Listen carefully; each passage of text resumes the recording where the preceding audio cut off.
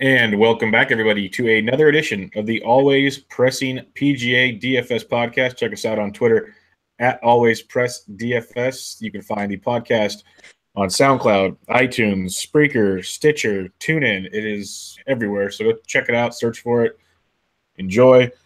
This week we'll be covering the Farmers Insurance Open, aka welcome back Tiger Woods. Joining me on the pod as usual, the threesome is back. We got Bucks.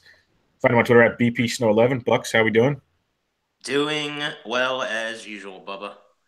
Tiger's back. Good. Tiger is back. And then another guy that's back this week, his name is Jesse. You can find him on Twitter at DFS Golf Gods. Jesse, how we doing? Doing well. I mean, you got to think, like, who's more highly anticipated return, mine or Tiger's, you think? I don't know, man. You might have the same score this week. Hey, real quick too, man. Shout out to Rob Try at All Day Every Day 365 for filling in last week. Appreciate that. Yeah, he's awesome.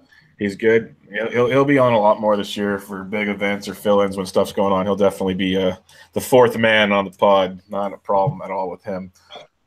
But before we get into the Tiger Woods Open, let's recap the Career Builder. It was actually really fun golf, and partly it was really fun because Philadelphia was stomping Minnesota so much we could enjoy the playoff. That made that entertaining. But John Rahm, basically from beginning to end, takes it down in a 4-hole playoff. Any thoughts on that one, gentlemen? Yeah, I thought it was awesome, man. Rahm did what everybody kind of had the gut feeling he was going to do.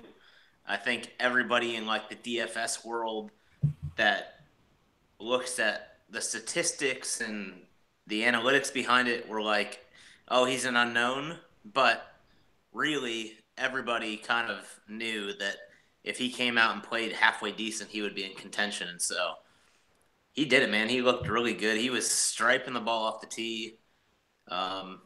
Kept it in play the entire event, really. It was cool, man. It was fun to watch. What about you, Jesse? Yeah, it was a great tournament to watch. A lot of playoff holes. I think they went to, 4 playoff holes? 4 playoff holes. Yeah. And then, I don't know. He's head and shoulders above that field. So if he didn't win it, I think it would have been a disappointment. So, yeah, but he looked good, man. He's going to be a force to be reckoned with. Number 2 in the world already. 577 days to get to world number 2. Pretty freaking crazy. That's nuts. Well, real talk. Do you think he can surpass Dustin Johnson this year? Because Dustin Johnson, we all have mentioned how just like locked in the zone he is. Do you think there's a legit chance, barring an injury, like if they both play the rest of the year, do you think Rahm could overtake DJ? I don't know, man. The thing is, like, you got to have like an abacus to figure out these world golf rankings. But he could, dude. I mean, he's just blazing, dude. It's so fun to watch him play golf because he stripes it, makes putts, and is not scared of anything. I mean, a lot of people don't like him, I think, because he's kind of cocky, but I think you got to be that way on a golf course sometimes. He's currently 1.4 points behind Dustin Johnson, so I don't know how long that would take to make that up. But yeah, I don't know if I see it happening. I mean, unless Dustin kind of like picks his spots and plays primarily like the majors and some other big events, and Rahm plays everything, I just don't see I don't see there being any universe where Dustin Johnson plays significantly worse than Jon Rahm this year. Yeah, especially with the majors and the courses they have kind of slated to play. I think both of them have similar games, but if you look at them like off the tee, Dustin trying to play that kind of butter fade versus Rahm playing that hard draw, I think it sets it better for Dustin this year. But who knows, man? They're both phenomenal. I hope they're both in the final group in every major because it'd be fun to watch. It'd be great to watch. Be great to watch, and I agree. I think it's gonna be tough for him to do it unless DJ kind of takes it easy, because we know Rahm's going to play on the Euro Tour a lot, and we've already heard how you can get more points doing all that stuff for some ungodly reason. But at the same time, DJ is going to play all the majors, going to play the WGCs, and I think those are weighted heavier when it comes to the rankings. Yeah. So yeah, he should be fine. But that 4-hole playoff, literally, if they didn't finish it then, it was going to finish on Monday. It was getting so dark between him and Landry. It was nuts. Every shot they'd hit, they'd be like almost right next to each other. Yeah. Then their approach shot in. It was beautiful. Like, okay, I got you. Oh no, I just went up to you. Like the whole time, just no one can make a putt till the 4th hole, basically, which sucked. But last question, and then we'll move on from Rom. I don't know if you guys saw, but Golf Digest came out with it because I missed it yesterday on Twitter. Apparently, Curtis Strange, not a big fan of the camaraderie between Landry and Rahm, which I thought was great watching two guys. We talk about the young nature of players, how fun it is to watch them play. Stricker's all pissed off because they're talking to each other and having a good time going from ball to ball and takes the competitive edge out of things. Tell me he's wrong. So I think I read the same thing. Was it Curtis Strange, right? It says, one of Curtis Strange's tweets, watching Andrew Landry and John Rahm in the playoff, walking off the tee, talking to each other. Are you kidding me? Talking at all? ? Yeah. So real quick story. When I was playing junior golf growing up in the Mid-Atlantic region of the East Coast, if you came in the top 15 in like the points of the Titleist Tour back then, you got to go to the Tour Championship, and Curtis Strange would come down every year for like the final round, and he was the biggest dick. I mean, like no joke. Like you'd walk up to him to like talk to him for a minute, and he would literally like shake your hand and walk away, move on, wouldn't give you the time. So I'm not surprised by his comments. I personally am the type of golfer that would do that, like opponent, have fun, enjoy myself, because I play better in those conditions where I'm comfortable. But I mean, Curtis Strange, I am not surprised he made a comment like that at all. Yeah. Yeah. I mean, I get it to a certain extent. Like it's golf, being an individual sport. But anymore with these new guys, it's just the way that they are, man. They're just laid back and just, I don't know. It's a different ballgame than it was 15, 20, 30 years ago. I mean, it's just different. They all go on vacations together and their wives all hang out. It's a totally different animal. But yeah. I loved watching it. It was fun because you can see it was two guys that were giving it their all, and I'm not going to ever hate that. There were a lot of young guys that performed really well this week, and we'll get to talk more about them in a bit. But one last thing, we broke it down briefly at the end of last week's pod. The Abu Dhabi World Championships did not disappoint. Paul Casey, the new Paul Casey, defended his crown in beautiful fashion, tore up the back nine with bad conditions. Rory looked great. I don't think he made a bogey. I know the first 2 rounds he didn't. I don't think he made a bogey most of the tournament. DJ played okay, didn't play horrible. Overall, I thought it was a great tournament. And the golf coverage nailed it again. Any thoughts on that one before we go to the DFS? Jesse, I'll let you take this one first. They don't call him new Paul Casey for nothing. And when you say new, that automatically means winner. That's one of the things that people forget is Tommy Fleetwood can win and not just top 10. He's I can't wait for him to come over and play golf. He's coming soon. Golf tournaments in America. I'm really excited about that. It's going to be different, but it'll be so much fun to watch. But that was a star-studded field over there, and it was a great golf tournament. Yeah, there's a lot of guys up top who had a chance. Ross Fisher being one. We're playing him a lot this year in Euro, and when he comes over to the States, like you said, Rory might be back. Paul Casey was up there in top 10 too, but of course can't get the job done. So Beef Johnston. Yeah, it was a good tournament, man. That's always a good tournament over there. They got another good one this week too. So that'll be fun to play. How about you, Bucks? Yeah, it was awesome. I actually watched quite a bit of it because the coverage was really good. One, it was available to watch. Yes. But two, it was really good. I mean, the commentary was really good. The coverage itself, like typically when you're watching coverage on the PGA Tour, you're pretty much consumed with one group. but they had no problems with the Euro coverage kind of going back and forth to probably 5 or 6 different groups and actually showing golf. It was great. I mean, Fleetwood played amazing. DJ played really well the first day, especially that first 9. Like after playing the first 4 holes, DJ the first round, I was like, yeah, this is over. But cool. Rory played great. Stenson, I mean, packed field, a lot of great golf. Yeah, no doubt. A couple things. Fleetwood, they said it's coming over for the Genesis February 15th, and he'll play through May. So that'll be his first full run. He's going to play quite a bit, apparently.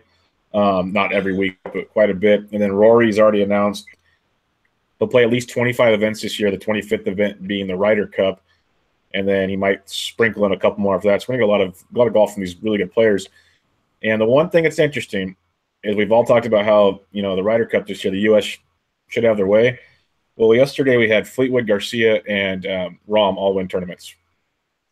Yeah. So something to think about. No, that's the other thing. But does anybody know why Garcia was playing in FNC? Had to be the money. I guess. I don't know. Man. That was weird to me because that's a huge golf tournament that he missed. Or he could have been playing in the States and competing with, John Rahm. But, I mean, obviously he won, but he won by 5 shots. It wasn't even really that close. Who else played in that event? Nobody. I have no idea. Exactly. A bunch of Asian tour players and Sergio Garcia. Yeah. So, I think you're probably right. He probably got a big check just to go. Money and getting used to winning again. Okay. He had his new clubs he was trying out. I don't know. Probably. Who knows?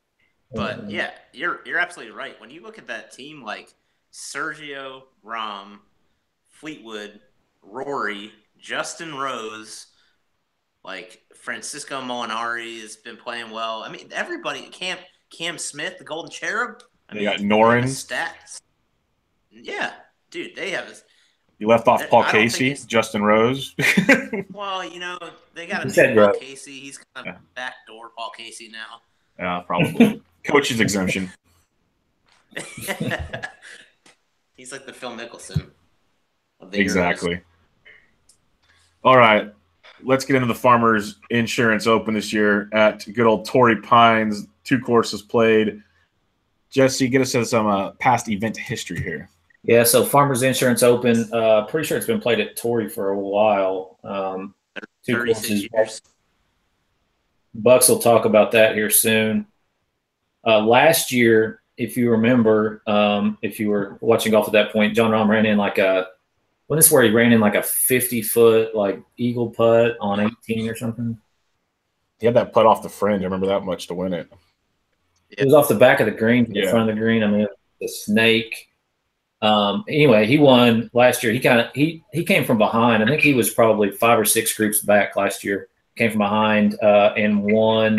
Year before that, Brent Snedeker, Jason Day was your 2015 winner, Scott Stallings, 2014 winner, Tiger Woods, 2013, 2008, 2007, 2006, 2005, 2003, 1999. He's won it a few times as well. My goodness. Bucks, give us some course previews. Yeah, so this is another event with multiple course rotation. First 2 days, you'll play the North course and the South course. Then the last 2 days, you'll play the South. The interesting thing about this setup, well, first, they're both Poana greens. The South course is a little bit of a blend, but the Poanas mostly overrun the bent in them. So it's Poana greens, Kikuyu fairways, and then Kikuyu, Rye, Poa, bent, blend in the rough because you don't really control it. But start with the North course real quick because that'll be the first round or one of the first 2 rounds. It's by far the easier course of the 2. It plays around 7,000 yards, which is 700 yards shorter than the South course. And it was redesigned 2 years ago by Weiskopf. And basically, he had one goal in mind. He wanted to make it playable for the average golfer. So you got tourists paying money to go play.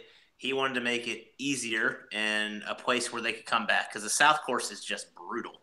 So he wanted to make sure the North Course was playable for all handicaps. So he widened the fairways. He enlarged the greens by like 30%. He took away a lot of the bunkering off the course, lowered the rough a little bit. Now, the rough will be thicker this week, but on average, the North Course plays 4 strokes easier than the South Course. So massive, massive advantage there. On the South Course, you have 7,700 yards, par 72. Again, Poana greens, Kikuyu fairways. They do have Bermuda tee boxes. That doesn't really matter. But again, hard course. They kind of keep it in. They want to have a U.S. Open there, so they keep it kind of in those conditions. The rough will be really thick. Fairways are a little tighter. The greens are fairly small there. A ton of bunkering. And, I mean, not only do you have the thick rough and fairly narrow fairways, but it's just long. Like 7,700 yards there, right next to the ocean, is long.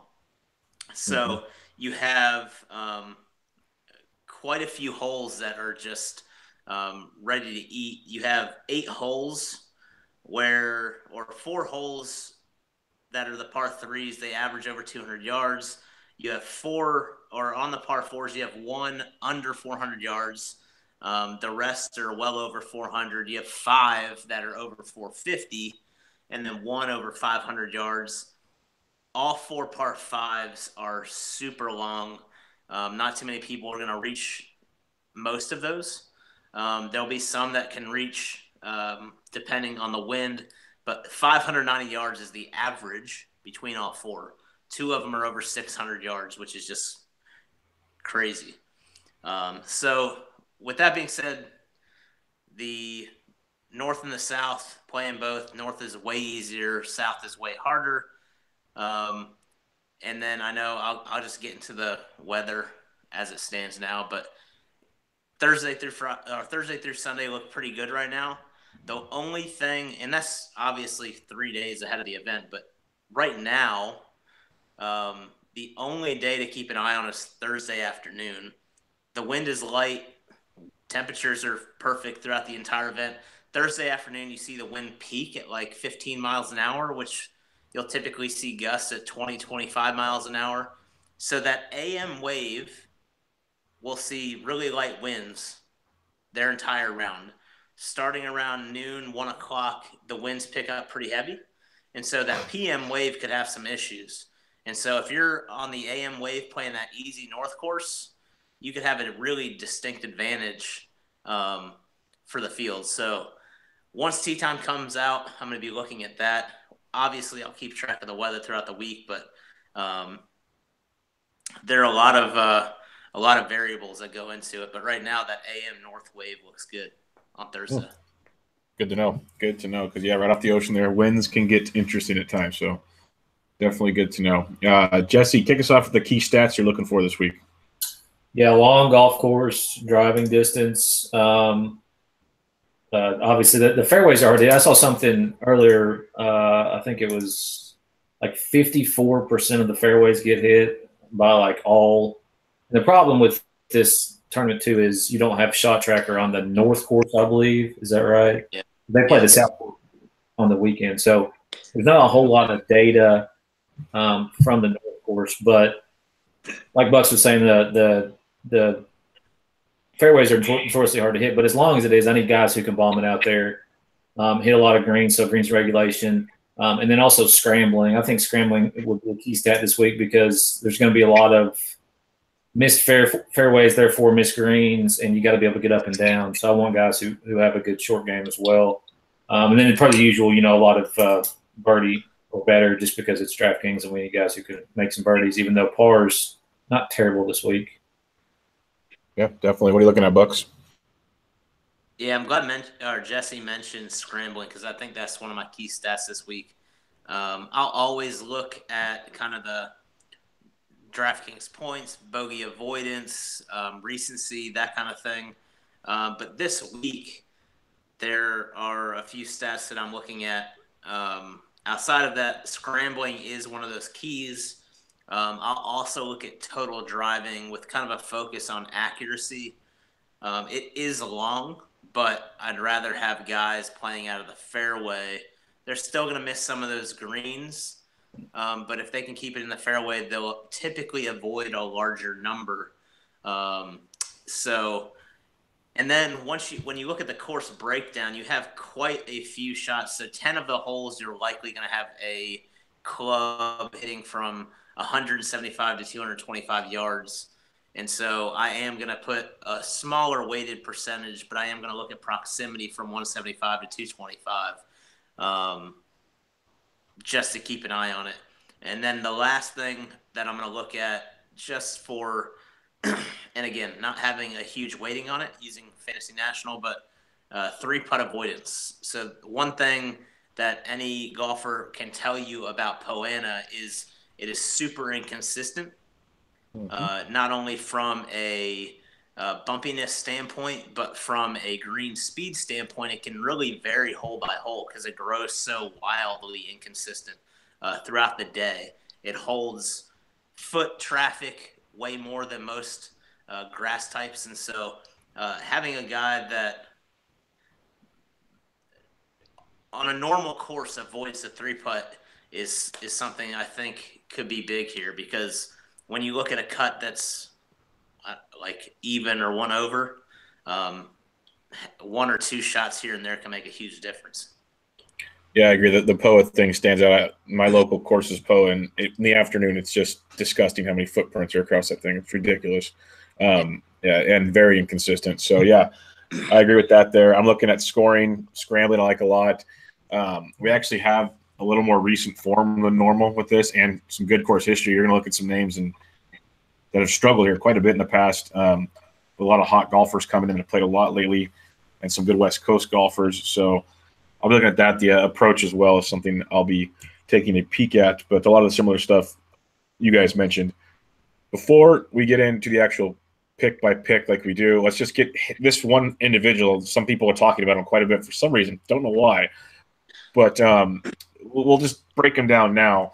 Tiger Woods, he comes out at $9,700. He is the fifth highest priced golfer on DraftKings this week. Insane. Now over on FanDuel, he's $8,900. Reasonable, very reasonable, middle of the pack. I get it, but $9,700. I'll tell you right now, that is my top bust of the week play. I'm going to sugarcoat that. But Jesse, what are your thoughts on El Tigre this week? Yeah, I mean, I was thinking on the price like mid to high sevens, which would be kind of equivalent to where they put him on FanDuel, but 9,700 just blows my mind. But it also really kind of tells me that they factor in course history a whole heck of a lot on DraftKings, or they're all drunk. So that's the two outcomes. They're either all drunk. Now, here's my thing with Tiger. Like, so I was 100% full fade mode pre the price coming out because I expected it to be, like I said, high sevens, maybe mid sevens. But at 9,700, he actually becomes an okay GPP play. I ran a poll earlier today, and 58% of the respondents out of 145 said that they were on a full fade or 0%. I expect him to be, in large field GPPs, maybe 10%, which isn't bad. But I don't know. It's just still hard to eat that price, man. I don't know what DraftKings was smoking, drinking, doing. What about you, Bucks? Yeah, DraftKings must look at course history plus Vegas odds, that kind of thing. I guess. Because that's the only thing that really makes sense. I mean, when I was thinking about it and just kind of doing my write-up and kind of getting a pre-idea of how I was going to shape the event, I figured Tiger at like 85 to 8,700. And I was fully prepared to play him a little bit at that price, but $9,700 with all of those other guys around him, I think is honestly egregious. I mean, he's not that. I think Tiger can make it back to be a force to be reckoned with, but he is not there yet. Historically, he hasn't been great off the tee, and he's not great off the tee now, and this course will penalize you. And what happens when you miss the ball off the tee? You're in some long-ass rough that you have to go dig it out of, which is terrible on your back. And so I just don't – and he hasn't – even if he hits fairways and misses greens, he hasn't been good around the greens. And so there's just no – like, I'm a huge Tiger fan, and I just don't see a way that I can play him at that price. If anybody wants to play Tiger Woods in cash, heads up, at me. Let's do it. Yeah, like Jesse said, he's strictly a GPP play. This is not a cash play. Yeah, for sure, yeah. But yeah, I'm on your side on this one, Bucks. Literally, I was sitting there in the morning thinking, okay, 85, 8,600, that seems reasonable. Like 88 at the most, I can see that. And then I would have been in the predicament of maybe playing him. I'm not playing 9,700 Tiger Woods. If he wins, I'll be stoked because I love watching Tiger Woods win golf. But I just won't do well on DFS. That's just how it's going to go. So that's where we're going with that one. One last stat I forgot to tell you a few minutes ago, but I found interesting today, just something to grind on, I guess. The last 7 winners here have started Thursday on the South course, played the North course on day 2, obviously. So something to think of there. I don't know. Just a weird stat, 7 in a row come out that way. Maybe their brain wasn't as rattled playing the easy course their day before the weekend and relaxing. Who knows? Yeah. All right, let's get into the DFS. We got 4 guys, 10K and above. You got the defending champion in the tournament and last week, Jon Rahm at 11.8. You got Fowler at 11.4, Matsuyama 10.8, Rose 10.6. Interesting prices. You're going to see Fowler's missed 3 last 4 cuts here. But people may remember he's been doing the Abu Dhabi flying back for this tournament every year. He didn't do that this year, so something could be interesting. Jesse, who do you like up top? Yeah, I mean, it's hard to avoid Jon Rahm, even though he won last week. I don't know. I like him a lot. And, one thing I've noticed, and Fanchair pointed it out too, is that, if somebody's coming off a win, they're typically lower owned than what they might be otherwise. It's really hard to win back-to-back on tour, but if anybody can do it, I would think Jon Rahm could do it. Now, the other factor with that is he did win here last year, so that might inflate his ownership a little bit. But I'm a fan of Jon Rahm. I'm a fan of Ricky Fowler. 3 straight missed cuts. A lot of people are going to see that and automatically fade him. So I will probably have some of Rahm, Fowler, and then Rose as well. Now, Rose, he kind of has that deal with, like you're talking about with Ricky. He's coming – he played in the middle – of wherever last week. So he might have the jet lag deal or whatever, but I mean, he's got some decent course history. 4th here last year before 2 missed cuts, and then he's 33rd, 25th, and 22nd. He's number 1 my model this week, so hard to fade that. So I would go those 3. I don't have much for Hideki, but I never do. Yeah. What about you, Bucks? Yeah, I mean, 3 out of the 4 I really like this week. Jon Rahm, I guess so did you guys watch any of, I think it was after the first round maybe, Rahm had a post-round interview and he was talking about playing with Phil Mickelson and Tim. Did either of you see that? I didn't. No, I did not. So he had this whole conversation where he likes playing with Mickelson in practice rounds because he likes to listen to him and his brother talk about shots. And they'll literally talk like, okay, you got to hit it 121, maybe 122. You got to have 1 yard worth of backspin, this and that, like crazy detailed. And Rahm was just like, I couldn't play golf like that. I'd shoot 80s if I had a caddy that talked to me like that. My caddy tells me it's 154. I step up and hit it 154. That's all I know.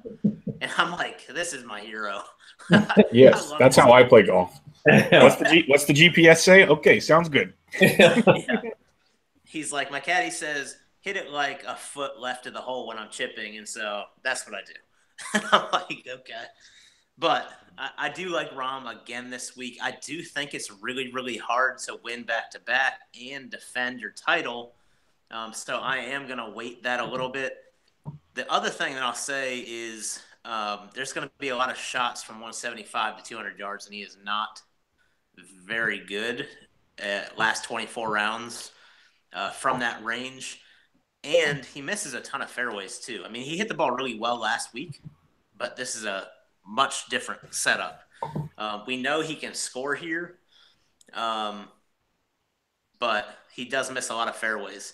The one thing he has going for him is he's fourth in my model in scrambling. So I'll be playing Rahm. I just don't know how much yet because my favorite play of the week is Justin Rose.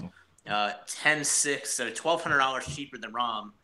Obviously one of the best players in the world, one of the hottest players in the world, and he is top 10 in scrambling, bogey avoidance, birdies, DK points, 20th in proximity and some of those key stats. And he's top 40 in kind of like fairways gained and 20th in greens GIRs gained. So I really, really love Rose this week. He would be my number one play up top here. Second would be Ricky. Third, Rahm. And then I am on full fade of Hideki. Yeah, as most know, I'm never on the Hideki train, so I won't be there. I do like Rahm quite a bit, but the only guy I'd look at up here is Rose for everything you guys have already mentioned. I've been loving Rose, and the price hike kind of sucks, but definitely a good play with the way he's playing these days. But personally, I'm liking the idea of building lineups from the $9,000 down. But there are some good plays up top, but there's a lot I like in that $9,000 range. So we got Woods, Harmon, Cantlay, Day, Leishman, and Sneds in this $9,000 range. Bucks, why don't you kick us off here? Yeah, this is I mean, outside of Tiger, which is egregious, we already talked about him. This is a really, really good range. I mean, Brian Harmon last year, I think he was T4. The year before that, he shot like 18 over. But he is a much different golfer now. I mean, he's got to be top 3 hottest players in the world right now. I mean, the dude's just on fire. And he keeps it fairly consistent off the tee. So he keeps himself in play. He avoids bogeys pretty well. He's decent when it comes to like scrambling. So I do like Harmon again this week. I love Cantlay. Always have, always will. He can score from anywhere. The only issue I have with him is he can hit it pretty wild off the tee. And then a guy that I think,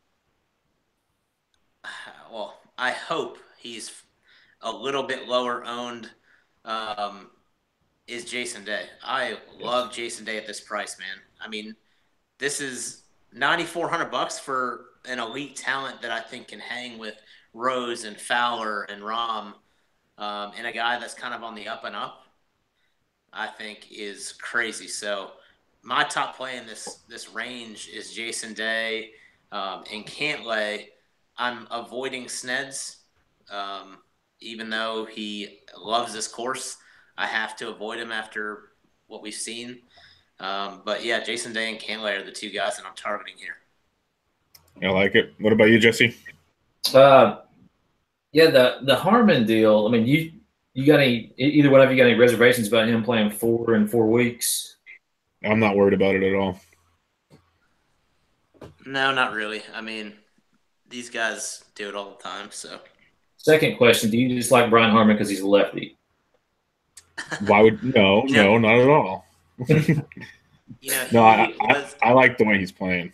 He's hot, but that price, I don't know. It's just difficult for me to picture Brian Harmon at 9,600 like it's like Tiger Woods at 97. But either way, I think he's interesting GPP play. I don't know. I'm not feeling Cantlay that much this week. 95 for him. It's hard to stomach to get used to him at a higher price tag. I will second your Jason Day call. One thing about Jason at 9,400, you're getting a gigantic discount from John Rahm, $2,000. And I mean, you could argue that I mean, he could be as good or better than Rahm if he just would have back issues. He's got some sketch course history, two straight missed cuts, first, second. But his recent form is actually pretty good. I think he's got two straight like top 11, so I do like him quite a bit this week as well. And then I like Mark Leishman as well too. He's got a 20th here, miscut, 27th, second, and he's just playing some really solid golf recently too. 47th in Hawaii, but he did finish 7th at Tournament Champions. So I'll have some Leishman and some Day. Sneds is interesting to me because that price is just ridiculous, but it proves once again that they're just waiting. He's in the same boat as Tiger Woods, like coming off an injury, missed a cut last time out. Like, what are we doing here, DraftKings? I cannot play Brent Snedeker off a miscut, the career builder at $9,000. He didn't just miss it. He just didn't miss a cut. He looked bad. Can't do it. Like, you can't. I mean, that's just ridiculous. Now, if you'll take a shot in a GPP, you should be, hypothetically speaking, if everybody else out there is smart, less than 1% owned. But that would be the only angle I'd have on him. Other than that, no. So Day and Leishman for me here. Okay. I do like Harman quite a bit this week at 9,600. When we talk recent form players, he's playing very, very well. He plays well on the West Coast, so I do like Harman quite a bit at 96. And that's a discount. He's been in the 10-6, close to 11,000 the last few weeks. So you're getting him much cheaper. He's still playing really, really well. Cantley, I don't mind. I do love Jason Day as well. $9,400 for a guy who is playing really, really well. Sure, he missed a cut here the last two times, but part of that, he won a T2 and a T9. And he seems in his last 4 or 5 tournaments, he's really starting to figure things out. He's getting their top 10s definitely in range for Jason Day, if not better this week. And then I'm with you on Leishman at 92. I've been on him every week. I just love the way he's playing. The T47 sucked, but prior to that, playing really well. He's played well at Torrey, so I don't mind him at 92. But Harman's my favorite, and I go Day and Leishman. But I have no problem starting your lineup with like 2 of these guys in the 9K and skipping the top. I agree. I can definitely get behind that because I could see 2 of these guys top 10ing for the discount you'd have to make on a second player playing a 5-digit guy. You might not get that same comfort zone, I should say. So I'm going that direction. Let's dig into the 8,000s where we have, I believe, 10 golfers this week. Lefty, Lowry, Finau, Woodland, Ollie, Reed, Howell, Smith, Schauffele, and Murray. I'll just go real quick. I faded Phil last week, and I was happy about that. I just can't play Phil. But I do like Shane Lowry quite a bit, coming in on some really good form. He's played well at this course. He can bomb it if he has to, and his long iron play is rather decent. If it does get windy, he'll also play well into that. He's can definitely play on a course like this, 3 for 3 on cuts at this event. So I do like Lowry at 8,800. Love Finau at 87. We said bomber's course. I know it's risky, but if he sprays it, he's going to be in trouble. But if he's driving the way he has of late, the way he's played of late, he can play really well. He T4'd here last year. He's been top 25 or better in his 3 times at this course. He's improved drastically each time. So I like him 87. Gary Woodland, $8,600, another bomber that can play really, really well here. It's a T20 machine at this course, 8 of 8 cuts. I like the way he is coming into this tournament as well. T7 his last time out. Chucky 3 Sticks. You want to talk about a cash game play? We say this every week on the West Coast. But $8,300, he's 15 of 15 on made cuts at this event. He had a T2 here last year. He's gone T9 or better in 3 of his last 5. And he's been doing his Chucky 3 Sticks thing on the West Coast the last 2 weeks. So at $8,300, another solid play there. Other than that, I'm not going to push the envelope too much. I'll let Buck talk about the Golden Cherub and some others. But for me, it's Lowry, Finau, Woodland, and Howell in the $8,000 range. Bucks, what are you looking at here? Yeah, there's only a couple guys that I really like in this range. Finau and Woodland, obviously, love both of them. I'm really glad that they're kind of right next to each other. Because I have two schools of thought here. One, you have to pick just one of those guys. Or 2, you start at like a 9K guy, or you start here and go Finau and Woodland and work your way down, which I think that's a really awesome strategy, and not a lot of people are going to do it with some of those big names up top. So I'll probably have a couple lineups that start with those two guys because I do like the way they're playing. Finau's been on fire. Woodland, really, I think he was T4 in his first start of the year. Woodland, great around the greens, really soft touch. But both of them are good. And then, obviously, no surprise to you guys, but Cam Smith, the Golden Cherub, I do like him a lot. He has been playing really well. I mean, he has like 4 straight top 25s. Doesn't play a lot over here in the States, and so that kind of worries me. But he should know how to play in the wind. He should know how to scramble and get up and down and play in these type of conditions. So I like him. The one guy that I thought would pop on my model that doesn't, and he's more of a gut play, and you mentioned him, Bubba, is Charles Howell. So he's 94th in my model, just using last 24 rounds. And I know he's been playing well, so it's really surprising to me that he's not kind of popping off more.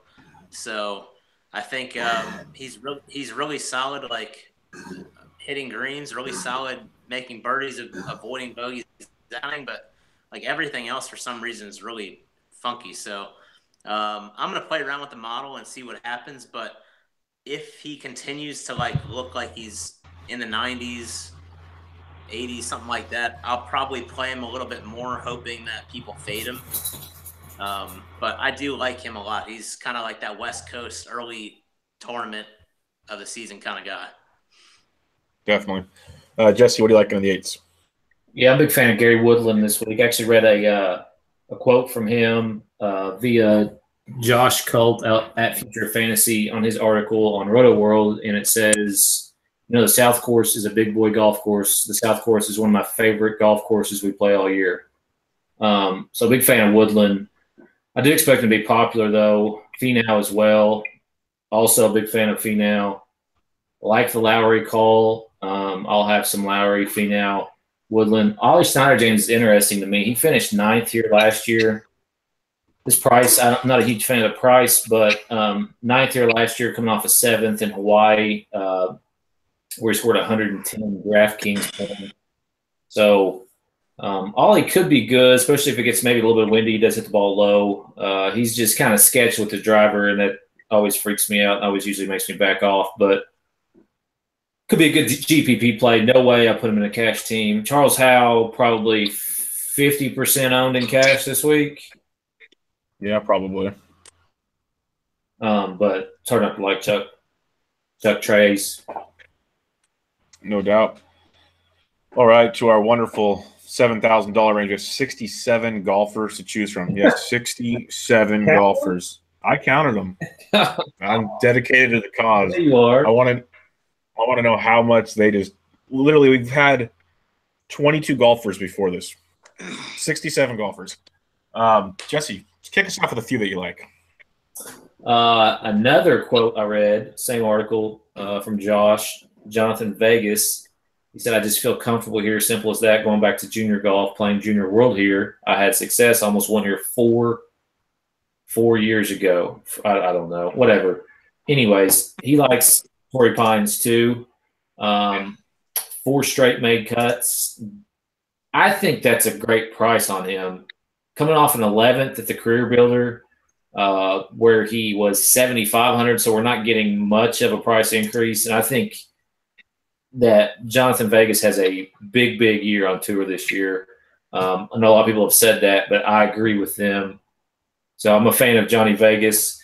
Kevin Streelman's popping a little bit on my model here at 75, which is interesting because I don't really think of him as a bomber. I think of him more as just kind of a straight down the middle, make a bunch of pars, which could be okay this week. But coming off a bunch of make cuts in a row, 29th, 17th, 20th in his last 3. So at 7,500, I think he's borderline cash viable, Streelman there. And then my arch nemesis down here getting a little bit further, Ryan Palmer, 7,300. I play him every single week that he plays just about. So we have a long history. 20th at the career builder last week. I think he may have figured something out because he was struggling toward the end of last year. Just last year in general. So I hope he has figured it out. And then a funny story about the last guy I'll mention here. I think this is the last guy. Oh, Lucas Glover. He's automatic shoe-in for me, 7,100. Stupid price tag. Stupid price tag. Out of your DraftKings with your price. Lucas Glover, 7,100. Lock him in your cash teams. So last week I'm playing on Draft, which is the app where you actually draft people against people. I did this expert league, and I hadn't been paying a whole hell of a lot of attention, but I'm a DGen. I was like the DGen out on stuff. I just bet money, Anyway, play against this guy. He picks Brandon Harkins in this expert draft, so you can't pick all the top guys. Who the fuck is Brandon Harkins? Oh, he'll just finish 8th at $6,700 last week at the Career Builder. This guy smoked me. I mean, I had 2 guys miss the cut, and nobody missed the cut. He had all these ridiculous plays. So Brandon Harkins, man, coming off an 8th at the Career Builder should still be decently low owned because not a lot of people will be looking at him. I like him for a GPP. He's a bomber and never played here, so no course history. GPP only, but interesting. 7,200 Brandon Harkins. Interesting indeed. Bucks, what do you liking? Yeah, there's a ton of guys here. Bubba, did you mention Harkins last week? I can't remember. I might have. It sounds like one of the goofy ones I threw out there. I think somebody did because they were popping up on the model or something. Yeah. But back to this range, I'll just go down some of the guys that I like.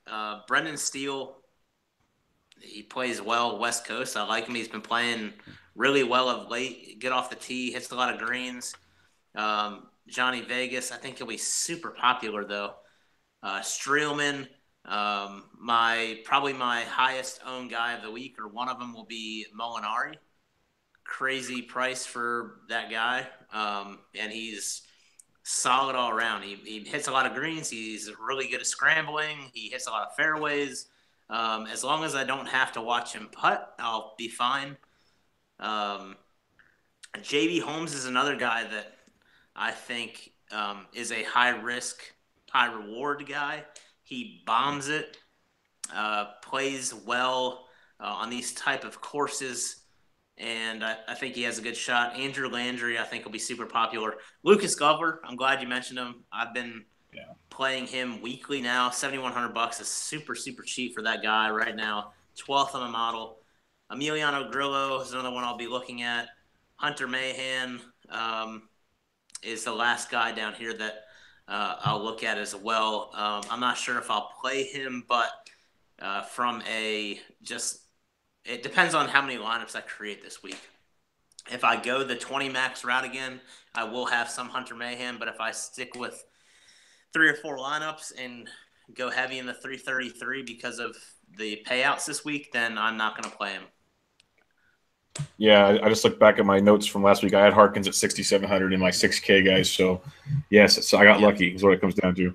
But, yeah, Lucas Glover at 71 is ridiculous because 75, I loved him last week. He was one of my core players. He will definitely be heavily owned for me. This like you guys have said, and we say, oh, what is DraftKings doing? Like, really? This is a good golfer, and doesn't mean he won't miss the cut from time to time. But my God, there's no human involvement for him. It's a complete algorithm. Yeah, the algorithm is broke. Drunk. 7,100. Yeah, I love that. But back to the top, I don't mind Bud Cauley at 79 at GPP. He's volatile, but playing really, really well. T14 last week, T8 prior to that. Did miss the cut here last year, but T25 the year prior. So he's always an intriguing play to me in GPPs. Big upside with Bud Cauley. I do like Brendan Steele quite a bit. I agree with you there, Bucks at $7,800. West Coast guy, does play really, really well at courses like this. T20 here last year, so don't mind him at all. I love your take on Johnny Vegas, Jesse. I started looking at him more today, and he played really well last year. Still had those hiccups you'd kind of expect from a guy figuring it out still, but as of late, T11, T7. He's made 6 of 7 cuts here, including 4 straight, T28, T18, T11, his last 3. Get him at $7,700, a guy that can bomb it. You've already mentioned all the quotes and everything. I don't mind him at all at 7,700. He can be very tilting. We know that from Vegas, but there's a lot to like with him there at that price. A guy like Aaron Wise at 76 playing really, really good golf. It's kind of an all-or-nothing type youngster, but I don't mind him at 7,600. Might be a little chalkier than I'd like, though. A couple other, like Russell Knox at 76 playing really well. He hasn't played well here in his career. He had a top 10 once, but other than that, not great, but he's playing well coming in. John Huth, do you like that T3 last week, gentlemen? Just throwing that one out there. Wow, Boy can play when he figures. Every time I saw him on the leaderboard, he's playing well, but I'm not going to play him. I'm not going to play him at 75. He's like a punt play when I play him. But I do love Streelman at 75. He's just one of those guys that pretty solid cash guy. He hasn't had the greatest course history here with 2 straight cuts, but he's playing really well overall of late. Before I go any farther, what's your guys' thoughts on Surrey making the trip over here for 7,500? no. I like Surrey. Yeah. I've been on him for a while. I mean, since the British last year, but that's a really tough trip, man. No, I agree. That's why I'm curious. Just coming over here, this being his first real event on tour, I don't have high hopes for him. Put it that way. A lot of the Euro Tour guys, like DFS guys, are going to be all over him. Exactly. But I don't like him. Well, my thing with him is 7,500. I mean, like 2 guys we didn't even mention at 7,200, Keegan Bradley and Charlie Hoffman. Nobody's mentioned him. I don't know if you're going through, Bubba. But yeah. I mean, I'd rather take the discount myself. Agreed. And that's why when I mentioned you can take a couple 9K guys making 8, and then there's some 7s you can really play with, like Lucas Glover. But Harris English at 74, 5 of 5 cuts here, T11 last week. I'm not saying go run and play Hadwin, but I was really excited what he did last week. And he did tear up the West Coast last year before he kind of hiccups. So something to keep an eye on there. See if maybe going into Phoenix or something with Hadwin. But Bo Hostler at $7,300 is too cheap to me. The way he's playing, he's putting very, very well. Coming in after a T20, he had a T49 as only appearance here last year. So I do like Bo at 7,300 as a cheaper option. I had Hoffman, Harkins, Bradley, Glover as options down below. So let's head into the 6K range where we have, I believe, 65 golfers, if my counting is correct. Could be wrong, but it was close. Bucks, kick us off in the 6K with a few that you like here. Because honestly, like last week, it's kind of rough again. Yeah, I think there was only a couple guys that I targeted at in the 6K range last week. One of which I'll target again this week, I think, is Nick Watney. And Yes, definitely. He was top 10 going into the weekend last week and kind of tanked it. Still finished decent, had quite a few DraftKings points. So 6,800 for him. Tyrone Van Aswegen, 6,900. He's a cut maker. Like, dude makes cuts and cuts and cuts and cuts. And again, this is a cut event. That's your number one goal, is to have a cut maker. Stuart Sink is too cheap down here, especially on this course. He's not super long, but he typically keeps it in play, and he's pretty solid around the greens. Luke List, and then the guy that I'm not sure why he's so cheap is Chesson Hadley. Yeah, what happened there?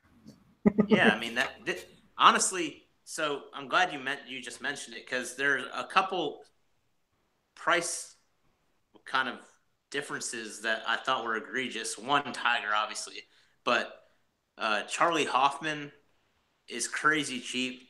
Chesson Hadley too. Like, the guy's been playing well. I don't know why he's this price, and his stats are good. He's kind of like that auto put him in your lineup type play and move on. So I love Chesson Hadley this week. He will be pretty damn high owned, but I'm going to play him. So. What about you, Jesse? There's a couple. I know we're going to go across each other here, but what do you got?